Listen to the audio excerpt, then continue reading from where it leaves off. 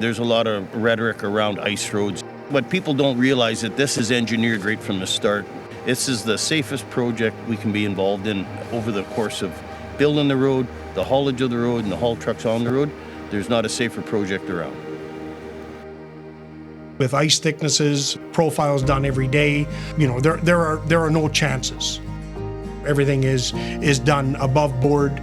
It's all done by engineers.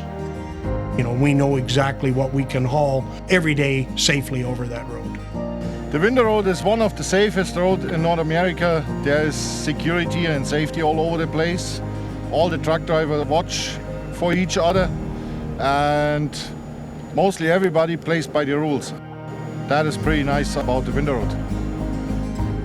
It's a collaborative effort amongst many people.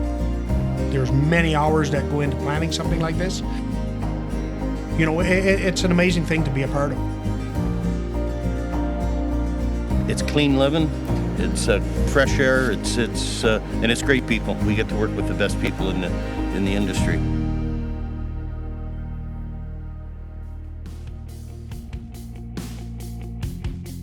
This year for the project, we have about 250 units that we're coordinating in and out of Yellowknife. On the ice itself, we're coordinating about 160 to 170 units up and down the ice, and then we have what we call feeders, and these are the units that bring product into Yellowknife so we can take it beyond up to the mines.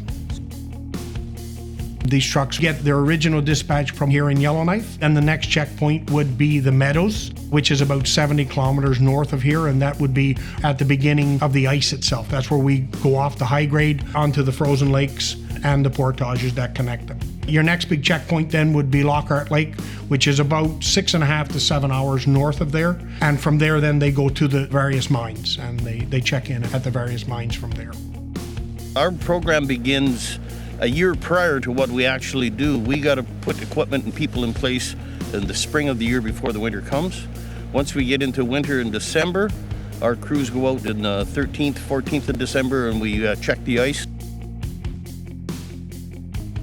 The first week in December, we come and check the ice. We're looking for about 12 inches. Okay, so this is my profiler. It uses ground penetrating radar technology.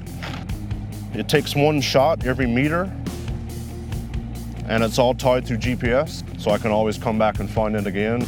So when we're profiling, we run 3 lines. We'll run a center line, and then 2 more on each side. It's usually never off no more than a centimeter, and I can drive up to 60 kilometers an hour.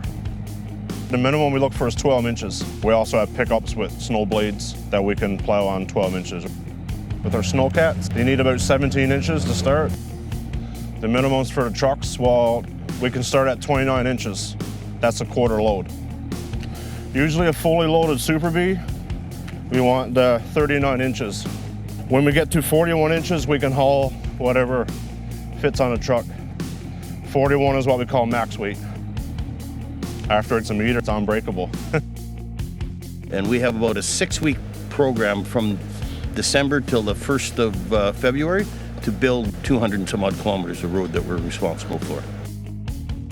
We've been Mack trucks at Westcan for the last 20 years. They've always treated us great. I start my morning with a nice breakfast, then I show up in the dispatch, get my load paper, pick up my load at the tank farm, and get ready to heat out on the ice. Last year in January or in December, I got my permanent resident, and hooked up with Westcan in Calgary in January, end of January, and the first thing what they had to do for me, go up to Yellowknife and have fun on the ice road. They are dispatched in convoys of not less than 2 and not more than 4 trucks at a time. I would say this road is the safest road in North America. Normally you never run on your own. You'll be always in a convoy, and they have security around, they have safety around. We're not putting crews or people out onto unknown values of ice. That everything that we do is done before we get out there. It's tough for any piece of equipment to work in those climates. So we've got to make sure that we have reliable equipment on the road to prevent something disastrous from happening. Safety is the number one priority of this project, and we all follow the rules and the regulations that are set out, and they are very strenuous actually, to make sure that we deliver all of the loads in a safe manner.